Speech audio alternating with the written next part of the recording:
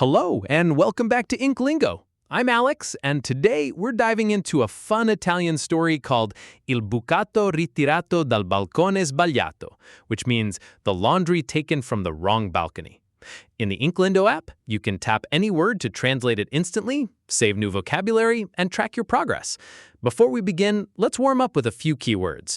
Il Bucato means laundry, Il Balcone means balcony, piovere means to rain, I vestiti means clothes, and la sorpresa means surprise.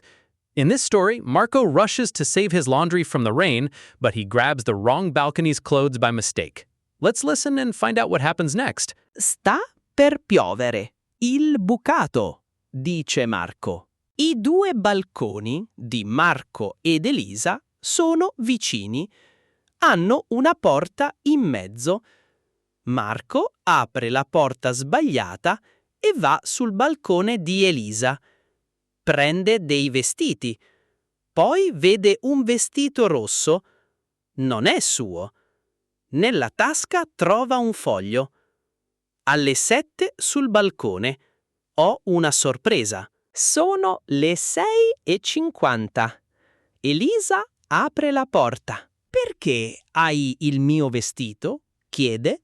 Marco diventa rosso.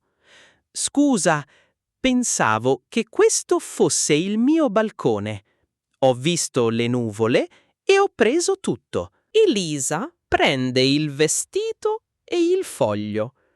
Marco lascia i vestiti sul balcone di Elisa. Comincia a piovere. Marco vede i suoi pantaloni e le sue magliette sul balcone accanto. Prende i pantaloni. Elisa prende le magliette.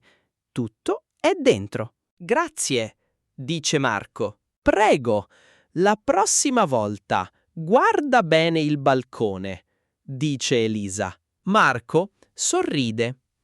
Ha il bucato e un'amica. And there you have it.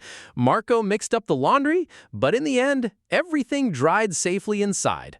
And he made a new friend along the way. If you want to read more stories with tap to translate, word saving, karaoke highlighting, progression tracking, and many more features, check out the InkLingo app.